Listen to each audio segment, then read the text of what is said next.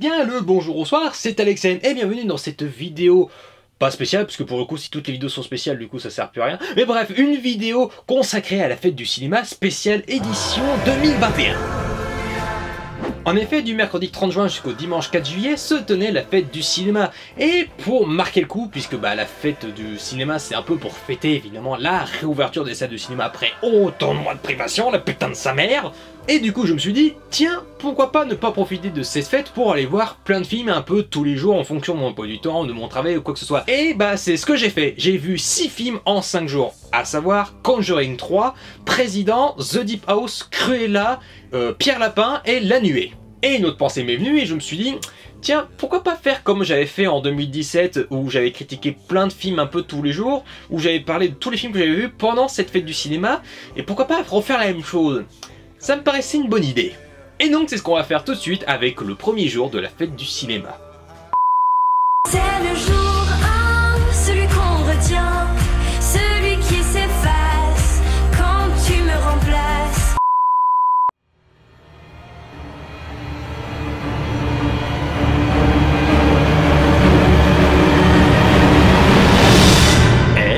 Salut!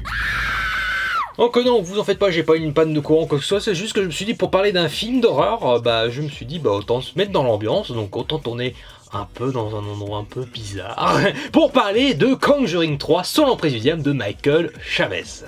Bref, il faut savoir que j'aime beaucoup les deux premiers Conjuring, qui étaient vraiment des modèles d'épouvante, vraiment à la manière de réinstaurer, enfin de remodeler un genre assez ultra codifié, le genre horrifique et qui est quand même assez connu et reconnu, qui a été moqué, critiqué, parodié, même dans beaucoup de films, même dans la sphère de la pop culture. Là, pour le coup, les deux premiers Conjuring, ils avaient su justement retourner la situation, retourner des codes et savoir surtout une chose, amener de la tension et faire peur. Ça, c'était ça qui était bien avec les films de Jess Wan, et ça, c'était ça qui était cool.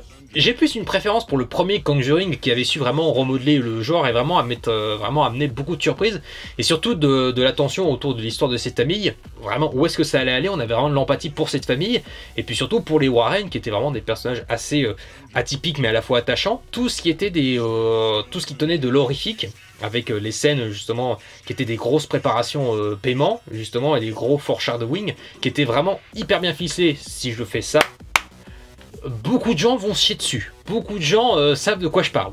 Et le deuxième était effectivement très bon, là aussi il y avait vraiment pas grand chose à redire.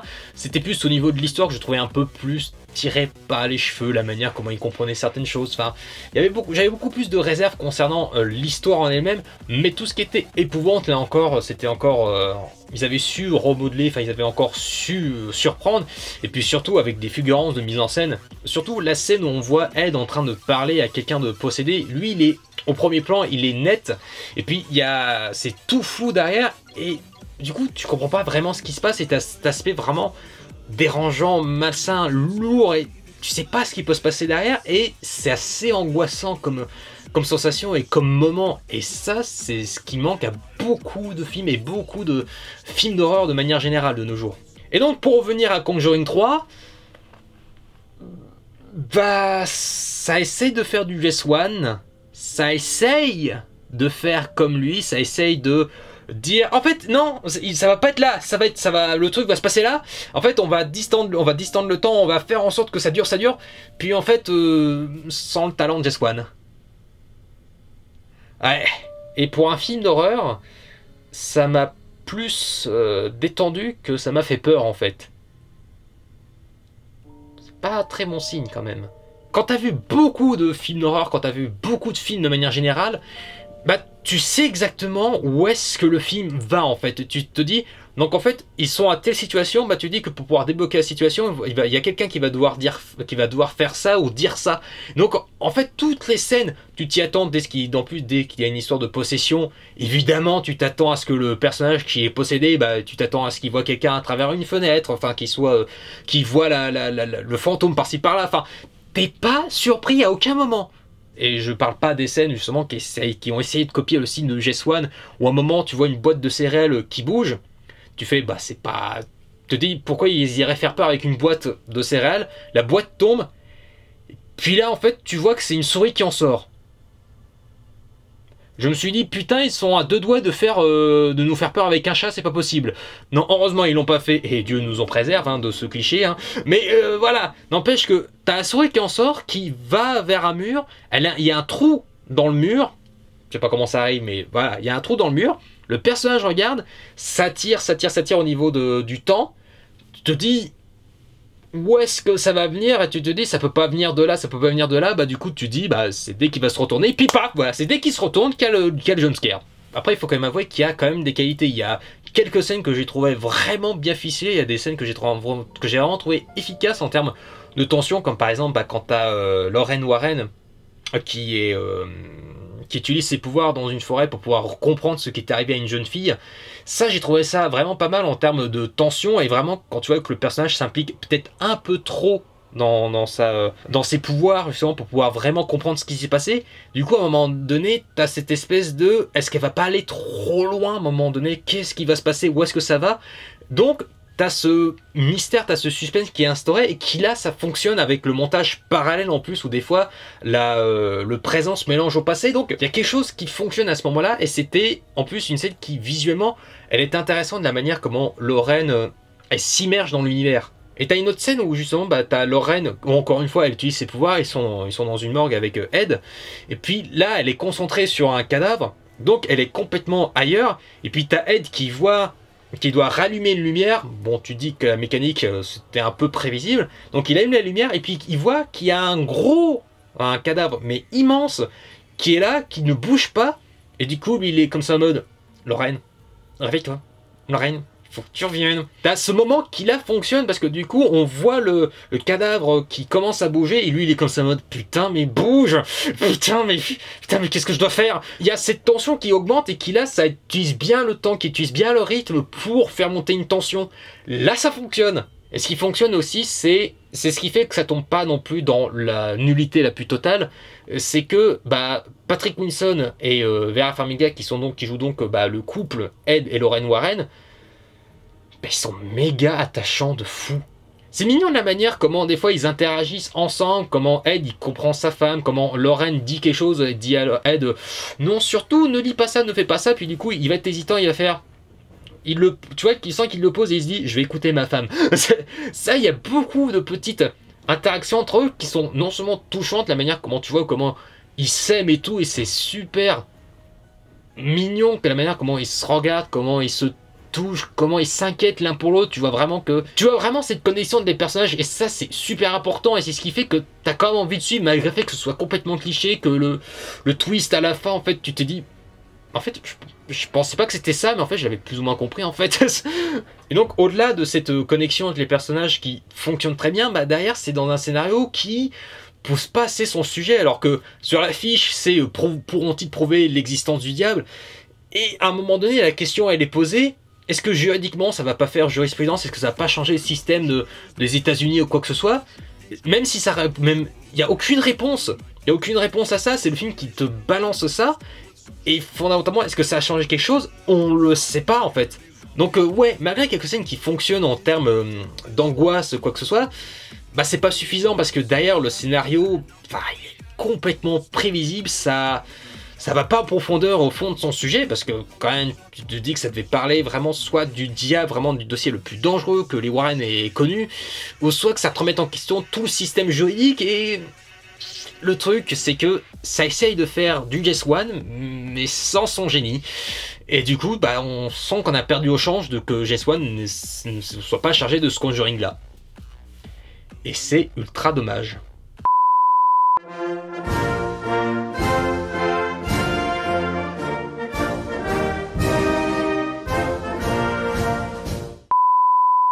Mes chers compatriotes, aujourd'hui, l'heure grave. L'heure grave pour la comédie française, non pas parce qu'elle accouche des fois de mauvais films, mais parce qu'elle accouche de films qui divisent. Et il y a cette fracture sociale qui peine encore dans le cinéma français. Bref, nous allons parler de Président d'Anne Fontaine. Donc, Président réalisé par Anne Fontaine avec Jean Dujardin et Grégory Gadebois, respectivement dans le rôle de Nicolas Sarkozy et de François Hollande. Alors oui, je sais, ça saute pas aux yeux immédiatement, parce que c'est vrai que Jean Dujardin, bah, il est beaucoup plus grand que Nicolas Sarkozy, et puis dans le film, Grégory Gadebois, bah, il s'énerve alors que François Hollande est réputé pour être mou. Mais c'est totalement assumé. Alors comment dire, en fait, qu'à la base, j'aimais bien l'idée du casting, j'aimais bien l'idée de voir Jean Dujardin faire du Nicolas Sarkozy. Et je m'attendais à ce qu'il fasse de ça de manière caricaturale. Mais quand j'ai vu le teaser, quand j'ai vu la bande-annonce, ça m'a rassuré de voir en fait que, bah en fait, il n'en faisait pas des caisses. Qu'il avait vraiment ce timing dans le comique et savoir-faire de pas faire trop une imitation, mais c'est-à-dire faire quelque chose, de prendre un personnage, de s'approprier, pour pas en faire un personnage lourdingue. Si vous voulez.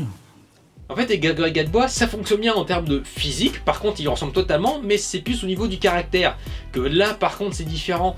Et c'est plutôt marrant de noter en fait que là où Jean Dujardin ne ressemble pas du tout à Nicolas Sarkozy, par contre il l'imite vachement bien, là où Grégory Gadebois ressemble superbement bien à François Hollande, mais que par contre au niveau de la personnalité, c'est pas ça. Il y a une... c'est un petit paradoxe un peu bizarre. Et donc, de quoi parle le président? Et bah ça parle de Nicolas Sarkozy qui, des années après s'être fait humilier par François Hollande, bah décide de revenir sur la scène politique et de profiter de la cote de popularité qui a augmenté de François Hollande pour lui proposer de faire alliance avec lui pour monter un nouveau parti à la présidentielle. Et c'est ça le film. Voilà. Ah oui, oui, vous attendez pas à une grosse comédie où il y a des rebondissements à l'appel ou quoi que ce soit pour faire un film comique où il y a des gags toutes les 30 secondes. Non, clairement pas, c'est pas le sujet du film. Non seulement c'est pas le sujet du film, et en plus le film fait un peu ce qu'il veut en termes de rythme. C'est-à-dire en fait, il n'y a aucune chose qui n'est faite pour relancer justement la dynamique, pour pouvoir relancer l'intrigue avec des sous-intrigues par-ci par-là, pour pouvoir faire... vraiment faire en sorte que l'intrigue principale soit en constante évolution par rapport à d'autres événements qui interviendraient. Et c'est un peu frustrant, puisque du coup, on assiste à tout ça, on se marre bien, il y a des bonnes répliques, il y a des répliques cinglantes, il y a des répliques qui te font marrer quand tu suis un peu la politique de manière générale. Et des fois même, quand tu as des sous-intrigues, des fois ça amène à pas grand-chose, genre à la femme de Nicolas Sarkozy, qui à un moment donné commence à plus ou moins flirter avec François Hollande, et que ça amène nulle part, ça amène pas une fracture entre les deux personnages pour genre qu'ils se séparent définitivement. Non, c'est juste genre c'est une passade, c'est une péripétie qui n'amène nulle part, et c'est un peu bizarre d'avoir pris le temps pour cette intrigue-là qui du coup alourdit plus le film que ça l'aide en fait. Et c'est vrai que c'est dommage dans le principe que il y avait tout pour pouvoir pondre une super comédie où il y avait vraiment à avoir plusieurs joutes verbales, où vraiment, il y en a, mais c'est assez limité. Il y a vraiment pas mal de critiques qui se font mouche, qui sont vraiment très drôles. Il y a une superbe répartie entre les acteurs, le casting qui se débrouille vraiment très bien. Là, pour le coup, il n'y a vraiment rien à redire. C'est pas caricatural, et le film assume totalement de faire une sorte de réalité parallèle avec, les personnages existants. Et ça peut se comprendre, les critiques négatives, surtout venant des spectateurs, qui est complètement perdu, qui trouve le film d'un ennui mortel, où il se passe pas grand chose, où il y a pas... On se marre bien à quelques moments, mais c'est pas non plus folichon. Enfin, c'est là où t'as la presse, où effectivement, là, par contre, elle est beaucoup plus clémente. La presse adore le film, ça, par contre, il n'y a aucun doute là-dessus. Le film, on a l'impression qu'il fait un peu ce qu'il veut, et des fois que ça amène à nulle part. Et je comprends, mais moi, j'ai adoré ce film. Alors oui, effectivement, j'aurais préféré une comédie où ça se balance des vannes, ça soit vraiment la comédie où on se marre, on se bidonne, il y avait 4 de situations à envisager, à faire. Oui, j'aurais préféré, mais j'aime beaucoup où le film va en fait. En fait, le but du film, c'est pas de faire raconter quelque chose d'un point de vue forcément politique, bien que le film te dise il faut t'engager dans la vie politique, ça sert à rien de rester passif. C'est un beau message, ça reste... c'est dit explicitement à la fin de toute façon, mais j'aime beaucoup la trajectoire des personnages.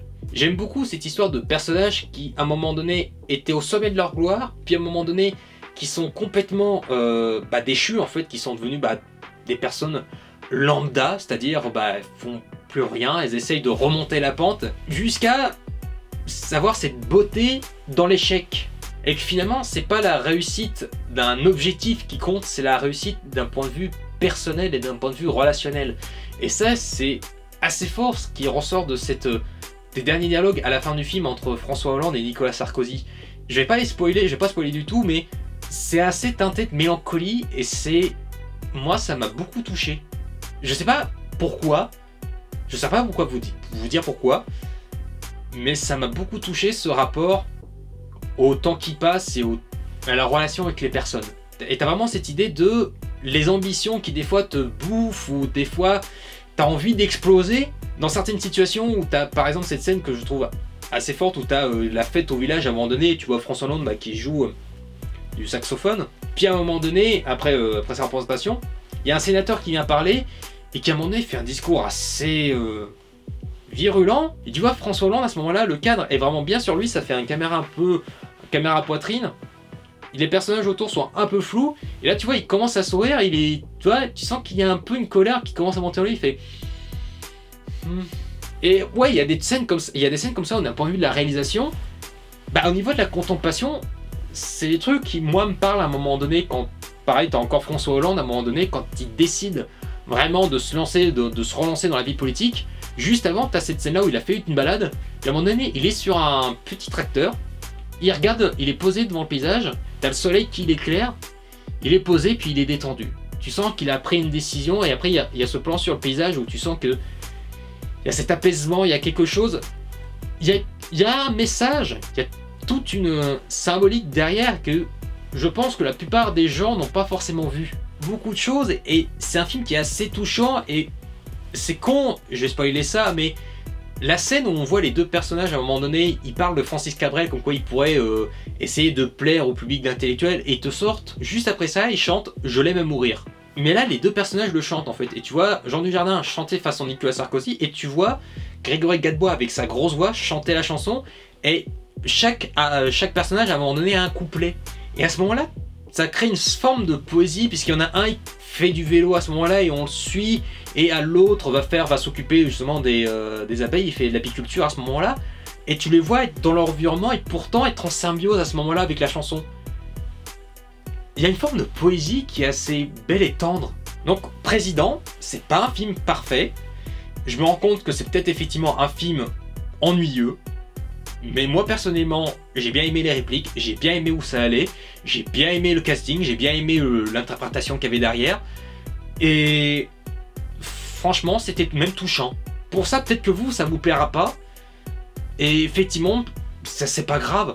Parce que c'est ça l'opinion, c'est ça le débat. C'est chacun le sien. Et finalement, c'est pas plus mal de partager ses avis.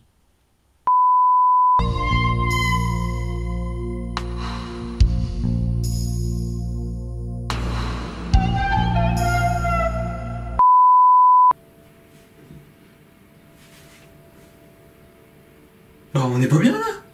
Donc après Président qui était un film qui sortait le 30 juin, aussi The Deep House de Julien Abory et de Alexandre Bastillou.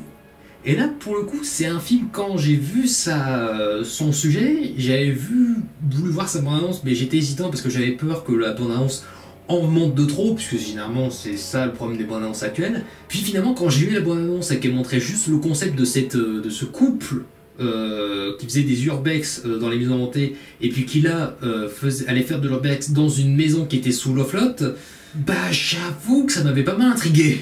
Donc oui, c'est encore un film de genre français réalisé par des Français qui là a été tourné en langue anglaise mais qui fait appel au paysage français, c'est-à-dire puisque le film a été tourné, l'action se passe dans le sud de la France mais qui a été tourné à Bruxelles pour la plupart.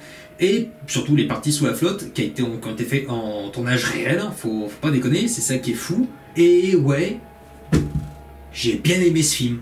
Oui je sais, mais c'est pas ma faute, je fais pas exprès d'être à contre-courant de la critique, de la presse, des spectateurs. Moi je me fie juste qu'à mon avis, et puis des fois à l'avis que j'ai, comment j'analyse les choses, comment je le ressens, comment je vois comment ça a été mis en scène, qu'est-ce que ça veut dire, machin.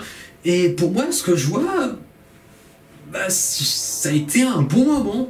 Alors oui, ça met du temps à démarrer, je suis entièrement d'accord. Après, il fallait de ça quand même pour imposer, pour montrer le décor. Après, ça aurait pu effectivement aller un peu plus vite, je suis d'accord aussi. Et oui, c'est vrai que la plupart des situations sont vues et revues. Il n'y a pas beaucoup d'originalité derrière dans la mise en scène de certains moments d'angoisse ou quoi que ce soit, mais j'ai trouvé le film quand même original. Alors oui, c'est pas parce que c'est original que c'est forcément bien, il y a l'histoire du traitement, de l'exécution, et savoir aussi s'il n'y a pas des clichés, des archétypes derrière, et effectivement ça joue, et il y a de ça aussi dans le film. Alors oui, effectivement il y a de ça, mais d'un côté je trouve que le concept de cette visite d'Urbex dans une maison sous la flotte, dans cet immense lac, bah non seulement c'est très crédible, on n'est pas perdu, on sait exactement où est-ce qu'on va dans cette maison qu'on visite à la longueur du film. En fait, on sait à peu près à un moment donné l'architecture de la maison, on l'a quasiment toutes les pièces en tête, on sait à un moment donné qu'à tel endroit tu auras la cuisine, tu auras la salle et tout, tu sais qu'à ce moment-là il y aura tel truc. Au bout d'un moment donné, tu reconnais le décor et c'est franchement pas mal fait, c'est assez bien fichu de ce côté-là. Puis l'histoire de ce couple entre Ben et Tina, ce couple qui fait de l'urbex pour faire des vidéos YouTube, c'est littéralement ça, c'est des vidéos YouTube, hein. Donc ça utilise bien ce concept-là, et puis surtout le personnage de Ben qui lui voudrait faire plus de vues, qui voudrait que ça fonctionne réellement, il veut vraiment avoir le sujet, vraiment d'avoir la vidéo choc, et il veut vraiment réussir, là où Tina est plus réservée, elle fait ça pour le suivre dans ses aventures, quoi que ce soit, elle aime bien, mais sans plus. Du coup, des personnages, ça fonctionne, même si ça manque de plus d'approfondissement, des fois dans certains détails, dans certains dialogues, dans certains moments où les réalisateurs auraient pu profiter d'un instant de plan, genre à un moment donné, le personnage genre qui doute qu'il y a une petite attention pour l'autre, même si t'es pas spécialement attaché avec eux, bah t'as quand même pas spécialement envie qu'il leur arrive quelque chose, parce que tu te dis, bah ouais, mais ils étaient quand même mignons, enfin ils étaient quand même... tu vois que c'est quand même un couple qui est un peu en difficulté, tu vois, c'est quand même chaud pour eux, tu te dis, c'est quand même censé être de l'amusement, du divertissement à la base.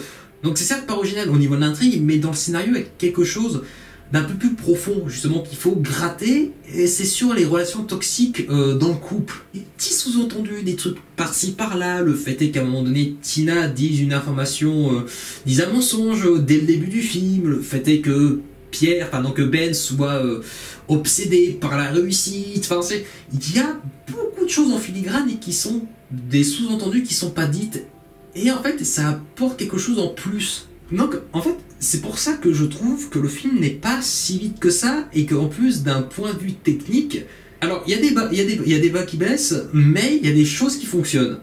Puisque du coup, vu que c'est une mission, vu que c'est une urbex et que ce sont des youtubeurs, donc ils ont du matériel, et puis ils ont leur caméra, ils ont leur GoPro pour pouvoir les filmer, puis ils ont un espèce d'écran tactile où ils peuvent diriger le drone et puis mettre de la musique. T'aurais l'impression effectivement qu'il y aurait 3 points de vue, c'est-à-dire que t'aurais le point de vue de Tina, de Ben et du drone, mais en fait il y a un 4e point de vue qui est en fait le point de vue d'un caméra de film d'horreur en fait. Alors c'est une caméra qui ne va pas filmer autre chose que les personnages, qui va pas s'éloigner trop de eux, en fait ça va rester auprès quand même d'un personnage. Mais d'un côté ça triche un petit peu, puis des fois ça dénature des fois certains effets, comme par exemple à un moment donné t'as quelque chose que tu es censé voir derrière un personnage, et du coup quand ça arrive, tu assistes à ce truc là en étant totalement puissant, parce que tu vois ça du point de vue d'un personnage, tu vois pas d'un point de vue d'une GoPro, donc tu vois ce truc arriver, du coup tu as ce sentiment d'étrangeté d'un seul coup, tu as ce sentiment bizarre, puis ensuite la caméra va vraiment, le point de vue de la caméra genre des réalisateurs, va se focaliser là-dessus, donc en fait ça triche et ça casse l'angoisse qu'il y avait derrière. Alors des fois ça fonctionne pour parler à certains passages où effectivement tu as besoin d'être éloigné pour pouvoir bien expliquer où sont les personnages, où ils se trouvent à ce moment-là. Ça fonctionne, mais c'est juste que des fois ça désamorce un peu certains effets. Et puis je suis désolé, il y a quand même des moments, j'ai trouvé que la tension, elle fonctionnait, parce que tu sais pas où est-ce que ça peut aller, où est-ce que ça peut partir. Bon, il y a des trucs dans le scénario, comme j'ai dit, tu peux t'y attendre, mais d'un point de vue tension, ça fonctionne, parce que tu sais pas où est-ce que ça va aller, si tu dis oh putain c'est quoi ce bordel. Et puis à un moment donné t'avais un jumpscare, un putain de jumpscare, franchement j'ai bondi de mon siège, je m'y attendais pas du tout, c'est un personnage qui ouvre une lettre et tu vois un poisson passer. Je me suis dit enculé de poisson. Donc ouais, pas spécialement original, des défauts, ouais clairement, mais derrière la proposition elle est originale, c'est quand même bien tenu, le concept va jusqu'au bout. littéralement jusqu'au bout quand même, c'est pas mensonger sur le produit qu'on t'a vendu, et puis il y a quand même un propos derrière, c'est pas vide. Donc même sans lui donner dire que c'est un chef-d'œuvre ou quoi que ce soit, bah moi j'ai passé plutôt un bon moment. Et moi du coup j'ai envie de m'y replonger dedans. T'as compris, parce que m'y replonger parce que c'est un film qui est sous la flotte et en plus je suis dans une baignoire, c'est rigolo. Ok, je me tais.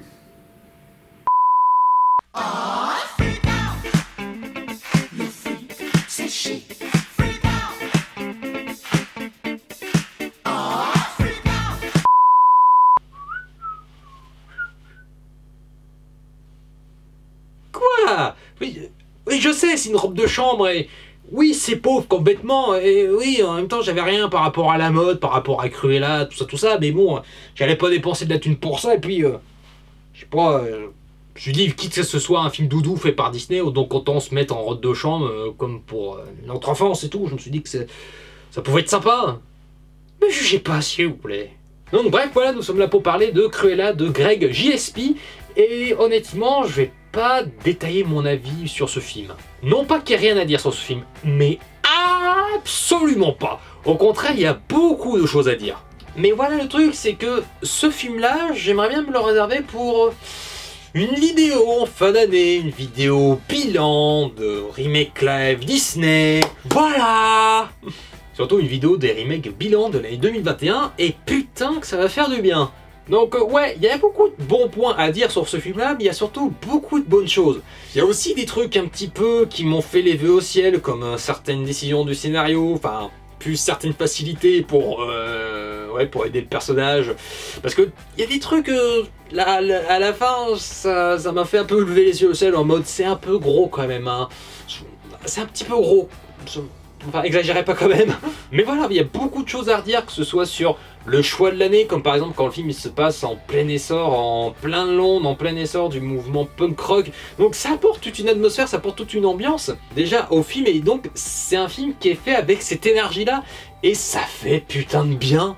Donc ouais, j'ai beaucoup aimé ce film-là, j'ai pas été non plus transcendé, parce que j'ai pas trouvé ça non plus extraordinaire, mais bordel, enfin un Disney où j'ai pas honte de l'avoir vu au ciné, enfin de pas m'être fait spalmer ou quoi que ce soit par rapport, que ce soit Roi Lion, je me disais pourquoi ils ont fait ce film là, quel était l'intérêt et tout. Non bordel, enfin un remake live où tu dis putain il y a un intérêt derrière. C'est un film qui me fait beaucoup penser à Maléfique dans son approche du personnage, c'est-à-dire que c'est un personnage qui à la base était un peu gentil, puis finalement voilà, il y a des événements qui ont fait que bah c'est devenu méchante ou quoi que ce soit. Mais j'ai trouvé que sans que ça parte dans le sombre à la manière de Maléfique où elle se fait découper les ailes, où c'était une allégorie du viol, ça part pas aussi loin, mais dans Cruella c'est tout aussi sombre puisque ça parle surtout du ça parle du dédoublement de la dépersonnalisation. Ça parle du ça parle du dédoublement. Voilà, nique ta mère. Ça parle du dédoublement de la personnalité. Et ça va assez loin en fin de compte, puisque on voit que c'est un personnage qui au début est assez méchante et qui du coup va décider de devenir gentille pour ensuite devenir assumer totalement ce qu'elle est, assumer sa part sombre, délirante, de parler différemment avec une autre voix, vraiment agir différemment. Et pour le coup, Emma Stone le tient super bien, mais dans le scénario c'est assez inédit en fait. À un moment donné, il y a une scène qui moi m'a un peu, c'est pas m'a glacé le sang, mais m'a vraiment impressionné, où c'est vraiment quand t'as Cruella, quand elle est censée être Cruella, et puis à un moment donné, elle parle comme si elle était Estella. D'un seul coup, tu vois vraiment ce truc de la personnalité dans le film, et c'est ouf. Donc en fait, c'est pour ça que le choix de cette époque, ça va avec le personnage où on est des électrons libres, on fait ce qu'on veut, on slash, on dit fuck, on envoie chier l'ancienne génération, faut que ce soit des trucs nouveaux. Et donc c'est pas pour rien qu'à un moment donné, bah, t'as un personnage un peu trans, un petit peu homosexuel et efféminé qui non seulement fait pas tâche et qui en plus s'intègre bien dans l'esprit du film et qui s'intègre bien dans l'histoire en elle-même. Et qu'il y a des trucs ouf, c'est que je m'attendais pas à voir certains trucs dans un film Disney, genre comme par exemple à un moment donné, Estella, donc Cruella, elle se met à boire, elle picole, elle est saoule à un moment donné dans le film. Et tu fais quoi, attends, de l'alcool dans un Disney? Qu'est-ce que le fuck?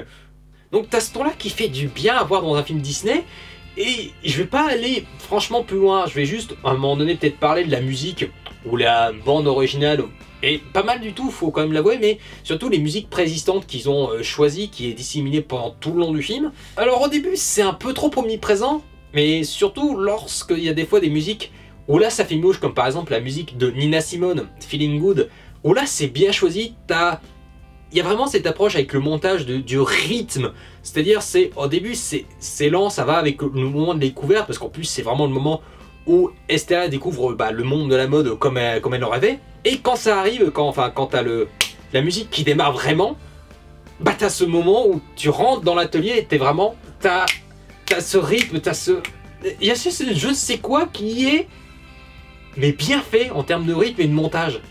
Donc ouais, il y a des défauts, oui certes, mais il y a quelque chose d'intéressant dans ce film. Il y a quelque chose comment ils utilisent l'univers, comment ils utilisent les personnages, comment l'évolution de Cruella, la manière comment c'est filmé et tout, comment c'est traité.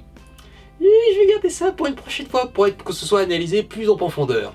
Si vous voulez bien, une prochaine fois.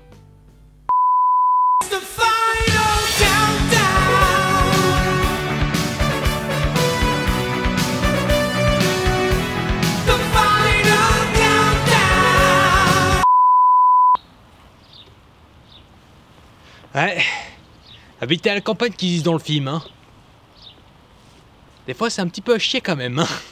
Ouais, j'avais cette idée lumineuse de me dire, tiens, vu que je parle de films de Pierre Lapin 2, de Will Gluck, et ensuite de La Nuée de Juste Philippot, qui sont deux films qui parlent de la nature ou quoi que ce soit, je me suis dit, tiens allez, on va tourner dehors, ça va être super, ça va être raccord. Ouais, putain des fois, qu'est-ce qu'il faut pas faire pour vous, hein. Faut vraiment que je vous aime pour faire ça, hein. Et oui, donc nous allons commencer avec Pierre Lapin 2 de Will Gluck, qui avait déjà officié sur le premier, et qui fut une très bonne surprise. Ça avait su refaire du film de cartoon en live, c'est-à-dire vraiment des gags de cartoonesques qui étaient vraiment très drôles, qui avaient su vraiment être refait au goût du jour pour que ce soit très drôle. Il y avait cette gestion aussi de la musique pour que ce soit un peu moderne, c'est-à-dire des musiques genre Papa Americano qui étaient utilisées dans le film. Donc on pourrait se dire ça va pas du tout avec le style de Père Lapin, mais c'était intégré dans l'histoire, enfin c'était intégré dans le rythme de la scène, c'était intégré avec les lapins, les sœurs lapins qui se dandinaient en rythme avec la musique. Donc il y avait ces trucs là qui fonctionnaient, puis même au niveau de l'histoire, au niveau du ton, même si ça restait un peu du film familial, un peu convenu, je vais juste prendre le début du film où c'était les oiseaux qui chantaient, et puis là d'un seul coup ils se posent, ils commencent à raconter l'histoire, et puis t'as Pierre Lapin qui vient les bouler en mode c'est bon, on s'en fout, vas-y, on lance l'histoire, on s'en fout. Ça déjà, c'était génial comme idée parce que c'était frais. Et t'as beaucoup de gags, comme j'ai dit, avec les utilisations des gags cartoonesques qui avaient toute une recherche de la physicalité, vraiment aller plus loin dans le physique, c'est-à-dire vraiment pousser les limites du physique sans tomber dans le grotesque ou quoi que ce soit, mais vraiment faire du cartoon en live, et ça marchait super bien. Je vais pas expliquer une scène si vous voulez découvrir le film, mais il y a cette scène où à un moment donné t'as le personnage de McGregor qui à un moment donné va pour ouvrir une porte. Je vais pas dire ce qui arrive dans cette scène là, mais l'utilisation de la musique, l'action se produit, il y a l'arrêt de la musique, ça repart, ça recommence, le rythme, et c'était bien géré dans le premier. Et franchement le premier je conseille, c'est un super moment, ça prend pas pour un débile, c'est vrai, c'est vraiment un bon film pour enfants, c'est un bon film que je recommande vraiment à toutes les familles. C'est pas un film où c'est trop gnangnan, où ça... Non, c'est génial. Et j'avoue que ouais, j'attendais le deuxième avec grandement d'impatience, et surtout cette histoire du lapin que rencontre Pierre dans la ville, qui s'avère être un ancien ami de son père. Donc il y avait quelque chose, je pense, d'un point de vue émotionnel que j'attendais au niveau de cette histoire-là, et je me demandais où est-ce que ça allait aller. La bande-annonce montrait des situations rigolotes, et je me suis dit, pourquoi pas, mais j'ai peur du film vraiment trop enfantin pour le coup, et c'est le cas. C'est juste une histoire où Pierre doit trouver sa place, enfin c'est-à-dire son comportement a posé problème dans le passé, et ils ont peur que son comportement pose problème dans dans l'avenir. Donc du coup, Pierre Lapin, il sait pas comment se comporter, il essaye de se comporter différemment, mais à chaque fois, tout est contre lui. Enfin, puis du coup, ça va amener une histoire de, il va trouver quelqu'un, justement, il va trouver ce lapin qui du coup lui dit « Ah, mais en fait, t'es super comme ça », et donc ça va amener à des imbroglios, ça va amener à une situation un petit peu à la Toy Story, à la situation des choses auxquelles tu t'attends à ce que ça arrive. C'est un peu dommage, et puis même si t'as cette histoire de Béatrice, de Béa, qui doit vendre son histoire à un éditeur, parce que pour vendre son histoire à une plus grande échelle, bah du coup elle va devoir faire des concessions, elle va devoir changer des choses de son univers, de ses personnages, donc du coup elle aussi elle va se perdre. Donc en fait c'est un peu le message du film, c'est un peu ce que veut raconter le film, c'est faut savoir trouver sa place, ce qui fait de nous sans, faut évoluer sans se trahir. Il n'y a pas cette recherche dans la musique, il n'y a pas ce ton un peu rebelle, il n'y a pas ce ton un peu pas irrévérencieux, mais ce ton, oui, rebelle. Il n'y a pas cette recherche dans la musique, de pouvoir apporter de la modernité dans le choix des musiques, s'amuser avec. Il y a moins de côté cartoonesque dedans, puisque c'est ce qui faisait celle dans le premier, c'était ce côté du jeu du chat et de la souris. Bon voilà, du lapin contre l'humain, mais il y avait, vu qu'il y avait cette bataille constamment pendant le film, c'était le cœur du sujet, bah ça allait beaucoup plus loin que là, que dans le deuxième, il y a juste une scène où ça fait du cartoonesque. Ça manque un petit peu. Ça manque un petit peu dans ce film-là. Là, il y a quand même un peu encore aussi ce côté méta par rapport au livre d'origine. Bah là, c'est juste du méta pour faire du clin d'œil. Béa qui dit ah si, Pierre Lapin, ça devait être adapté en film. Je voudrais surtout pas, sauf si c'est fait par un Américain, à la limite. Évidemment, et là, ça fait il y a un regard caméra et tu fais évidemment un gros clin d'œil par rapport au réel de ces deux films. Et des trucs comme ça, des clins d'œil comme ça par rapport au fait que ce soit qu'il y a des films et tout, du merchandising.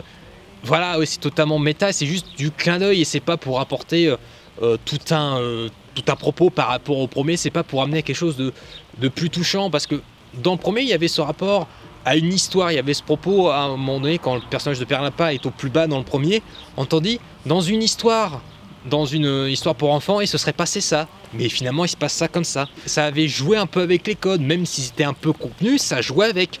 Là, dans ce film-là, c'est juste, on s'amuse pas spécialement avec les codes, c'est à un moment donné, le personnage n'entend pas les animaux, puis à la fin, pour avancer plus vite l'histoire, les humains, ils peuvent entendre les animaux parler, parce que voilà, quoi. Il y a beaucoup, c'est des thèmes très... un peu enfantins dans les films familiaux. Ça manque de plus d'émotion que ça, en fait, c'est un sympathique film familial où des gags fonctionnent, il y a des situations très rigolotes, mais c'est tout. Donc pour terminer la critique de ces films, La Nuée de Juste Philippot. Donc La Nuée de Juste Philippot qui raconte l'histoire de Virginie, qui est donc une mère célibataire s'occupant de ses 2 enfants après la mort de son mari, s'occupe donc maintenant d'exploiter des sauterelles pour pouvoir faire de la farine. La farine qui est donc, selon elle, qui apporte beaucoup plus de protéines que les farines animales. Mais seulement voilà, son exploitation de sauterelles, ça marche pas si bien que ça se reproduit pas beaucoup, ça donne pas beaucoup de farine. Et donc à un moment donné, par un heureux hasard, elle va découvrir une méthode qui va faire que les sauterelles vont non seulement se reproduire plus et donner beaucoup plus de farine, mais c'est pas très catholique. Alors donc La Nuée, comment dire, j'en attendais pas grand chose, j'en avais entendu parler, j'avais vu l'affiche, je connaissais le sujet, j'avais lu l'interview du réalisateur Juste Philippot, mais quand j'ai vu au cinéma, quand on a vu la dernière image, ensuite fond noir et avec le générique qui commençait, j'ai entendu quelqu'un dans la salle dire « chiant à mourir » et moi je voulais répondre « pas mieux ». Alors, qu'on soit d'accord sur une chose, je n'aime pas être véhément avec un film, parce que pour moi, un film, c'est un parcours du combattant. C'est compliqué, c'est surtout quand c'est un film de genre français, là, quand c'est une proposition en plus comme celle-là, c'est très compliqué à produire. C'est compliqué de faire un film de base, et en plus, arriver à le sortir dans les salles de cinéma, c'est d'autant plus laborieux que c'en est salvateur, que c'en est galvanisant quand tu arrives enfin à le produire et à le faire et que ça sort enfin. Je pense qu'on pourrait se montrer un peu plus clément, on pourrait se montrer un peu plus gentil, mais après, évidemment, reconnaître les défauts d'un film, et des défauts, bah, il y en a à l'appel.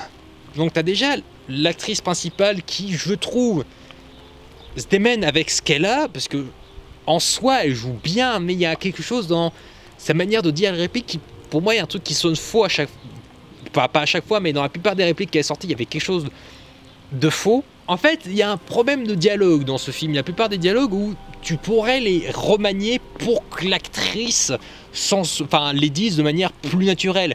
Et des fois, il y a certains dialogues où je me suis dit, ah, t'aurais pu dire ça, comme ça l'actrice, elle aurait pu le dire ça plus... Enfin, il y a une manière d'amener les dialogues et c'est un peu dommage. Et puis d'ailleurs, le scénario, je trouve qu'il amène à pas grand-chose.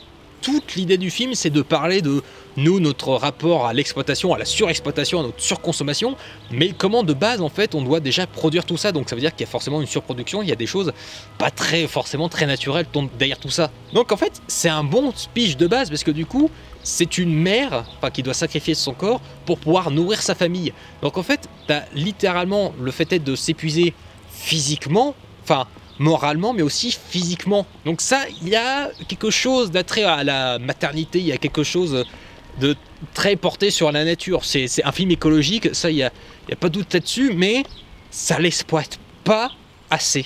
Parce qu'en fait, c'est la thématique qui est lancée au début, c'est certes un peu montré de temps en temps avec le personnage de l'éleveur de canards, pour dire en fait que lui, il voudrait de la farine, il en voudrait plus, il voudrait que ce soit plus épais et tout, ça remet pas en cause quoi que ce soit, parce qu'en fait, le concept même de ces sauterelles qui bouffent littéralement de la chair, qui bouffent de la chair humaine, qui bouffent de la chair d'animaux, c'est à peine exploité. Et je comprends le principe de ce film qui se voulait intimiste, qui voulait parler de cette amie brisée qui devait se reconstruire après un deuil. Donc, il parlait de cette femme qui, au bout d'un moment donné, se laisse complètement obséder par sa réussite, alors qu'elle pensait qu'elle allait pouvoir s'échapper de tout ça, puis en fait non, qu'elle l'emmène, elle s'auto-détruit littéralement à devoir même utiliser son corps pour réussir dans son exploitation.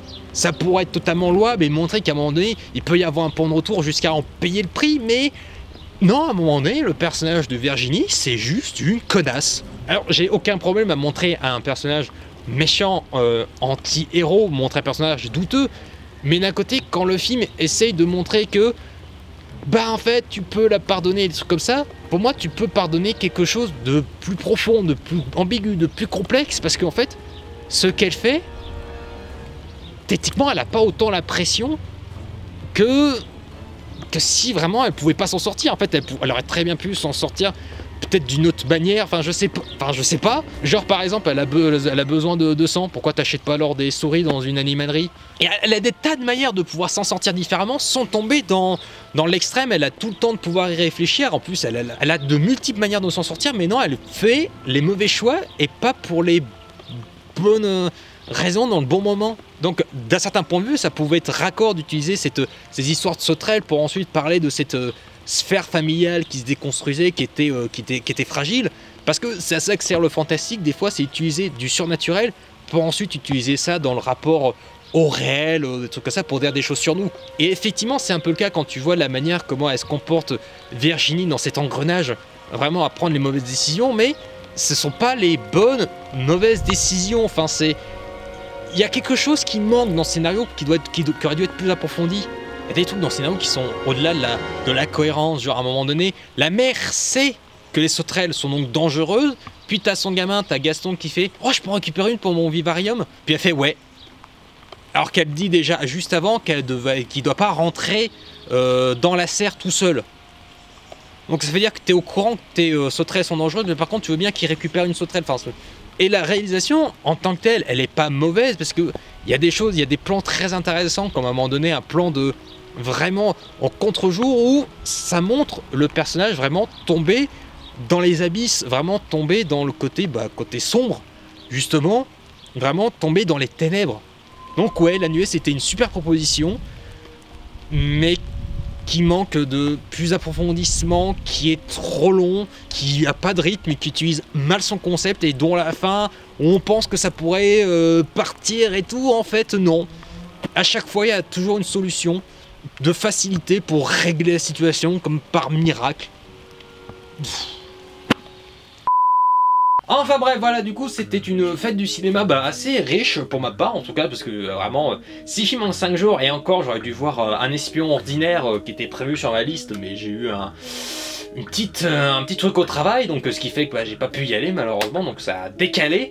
Après voilà, en tant que tel, la fête du cinéma, bah, c'était une très bonne occasion de découvrir plein de films. Vraiment, il y avait plein de propositions, que ce soit des films français, de genre, vraiment des gros films américains, vraiment, il y avait de quoi faire, il y avait vraiment beaucoup de propositions.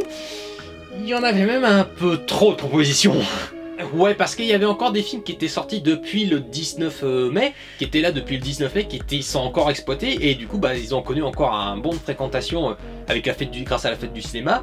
Et effectivement, déjà, il y avait déjà tous ces films-là, bien qu'il y ait des films entre deux qui soient partis, mais il y avait encore pas mal de films, et là encore avec toutes ces propositions qui s'accumulent vraiment au fil des semaines, où vraiment il y a plusieurs films par semaine, c'est un peu compliqué, donc il faut faire des choix, et à un moment donné, c'est en fonction de l'emploi du temps. Et d'un côté, bah, cette multitude de choix, bah, elle a un peu porté ses fruits aussi. Parce qu'il n'y a qu'à voir, hein, du 30 juin jusqu'au 4 juillet, ça a fait plus de 3,3 millions d'entrées, hein, juste sur les 5 jours. Ce qui est quand même énorme. Parce qu'il faut bien se rendre compte qu'une chose, c'est qu'en 2019, qui a été une très bonne année au niveau de termes de fréquentation, qui était même des années records, hein, ça je cesse de répéter pour dire comme quoi le cinéma n'est pas mort. Et là du coup, on en a définitivement la preuve, parce que là en 2019, ça avait attiré sur 4 jours hein, 3,42 millions de spectateurs en 2019.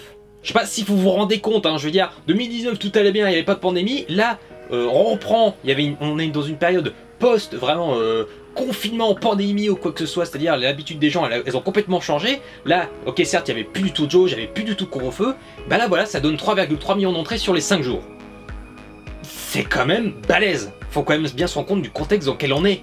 Voilà, faut quand même atteindre 3,3 millions d'entrées avec pas une grosse artillerie non plus. Ça démontre bien une chose, c'est que le public a très envie non seulement de soutenir la culture, mais aussi surtout de voir des films, d'aller au cinéma. Et ça, c'est la plus belle des choses et c'était la plus belle des manières. Après, certes, les exploitants, ils n'ont peut-être pas fait la même connerie que lors du premier déconfinement, parce qu'il y avait très peu de films pour relancer le cinéma, donc c'était un peu hésitant, ça avait même pas atteint les millions d'entrées pour la première semaine. Là c'était pas du tout le cas pour la reprise, mais là il n'empêche que bah, là les exploitants ils ont sorti peut-être beaucoup trop de films d'un seul coup, mais d'un côté il fallait bien relancer la machine, donc est-ce que c'est un mal pour un bien, ça je sais pas trop. D'un côté, bah, ça n'a pas non plus été pour soit plus français, parce que vraiment dans les films français ça n'a pas été non plus la grosse... ça n'a pas non plus fait des gros chiffres non plus, même que ce soit là sur la fête du cinéma, ça n'a pas été non plus été porteur pour les plus petits films indépendants, quoi que ce soit. Enfin, ça dit, sauf No Man's Land de Chloé Zhao, qui lui aura bien profité. Faut quand même le dire. Donc ouais, ça n'a pas été bénéfique spécialement pour le cinéma français, mais ça a été quand même ultra bénéfique pour le cinéma tout court. Et... bah j'avoue, on en a besoin que les cinémas s'en remettent en forme, donc... on va voir le verre à moitié plein cette fois-ci. On va pas trop s'en plaindre. Bref, j'espère que ça vous a plu, donc dites-le moi en commentaire si vous avez aimé ce petit genre de vidéo, vraiment on se prend pas la tête en mode relax ou quoi que ce soit. Dites-le moi en commentaire, ça m'intéresse grandement pour savoir pour l'avenir de la chaîne, comme ça je pourrais en même temps travailler, vous proposer du contenu et travailler sur d'autres plus grosses vidéos pour l'avenir, hein, pour le temps que ça prenne, pour les recherches, pour l'écriture, tout ça. Enfin bref, dites-le moi. Et donc bah je vais donc terminer cette vidéo par je ne sais quoi, bref, en vous souhaitant une bonne journée, une bonne semaine, un bon je sais pas, quoi que ce soit, enfin non pas que c'est déjà passé, qu'est-ce que je raconte moi, enfin bref, je vous dis à plus et à la prochaine, salut. A-do-ba-do-ba-do, a-do-ba-do-ba-do-ba-do.